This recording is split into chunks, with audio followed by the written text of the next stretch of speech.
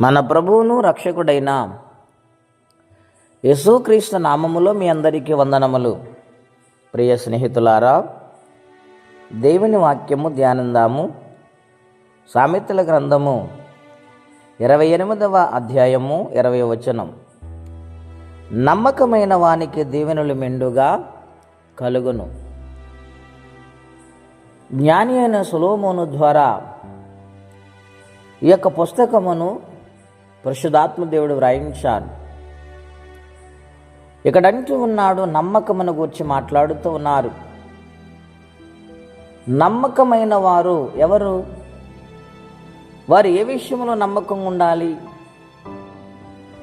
ఏ విషయంలో దేవుని కొరకు బ్రతకాలి అనేది ఒక ప్రశ్న.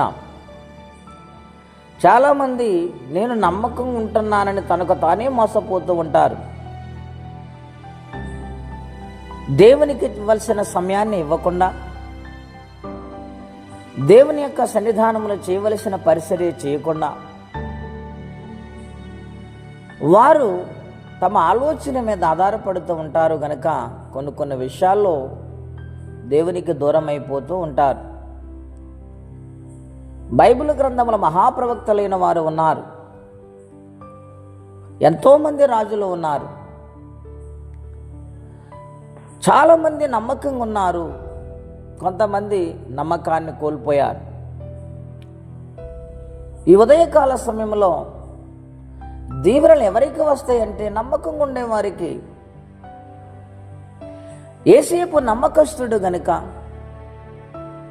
ప్రారంభ దినాలన్నీ కష్టముగా ఉన్నా, భరించలేని శోధనలు ఎదుర్కొన్నా,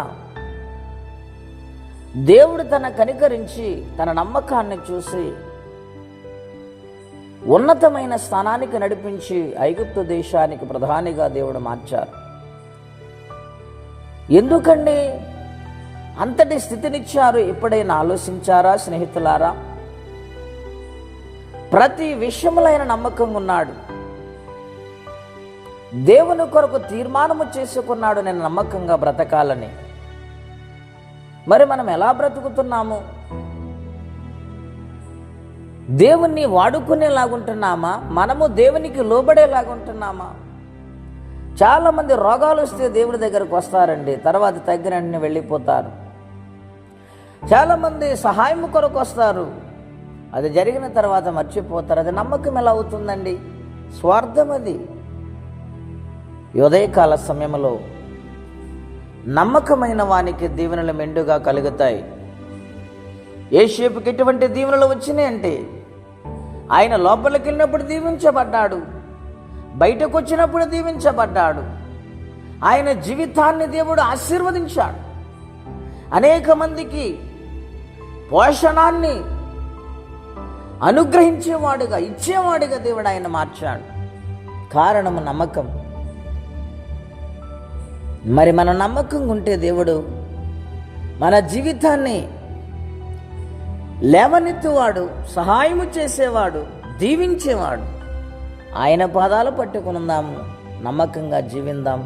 ఆయన రాజ్యము కొరకు ఎల్లప్పుడూ కూడా స్తుతించి ఆరాధించేవారుగా ఉండాలని ప్రభుపేట మనవి చేస్తే ఈ మాటలు నేను ముగిస్తూ ఉన్నాను. ప్రార్థన అండి. అత్యంత కృపగలిగిన దేవా, మహోన్నతమైన మీ నామము కొరకే వందనాలు. నమ్మకమైన వానికి నాయన నీలాంటి నమ్మకస్తుడి లోకములో నాయన ఈ మనుషుడు నమ్మదగిన వాడు కాడు కదా నాయన. మీరు నమ్మకస్తులు నాయన. మా జీవితాన్ని మీ పాదాల చెంత పెడుతున్నాము నాయన.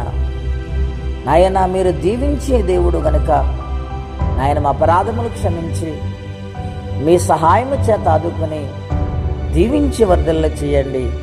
ఎవరే కష్టములు, బాధలు, ఇబ్బందులు ఉన్నారు వారికి నీ సహాయం పంపించమని మా కొరకు అతి వేగంగా రాబోతున్న యేసుక్రీస్తు వారి పుణ్యనామములో ప్రార్థించి వేడుచున్నాము తండ్రి. ఆమేన్. దేవుడు దీవించును గాక.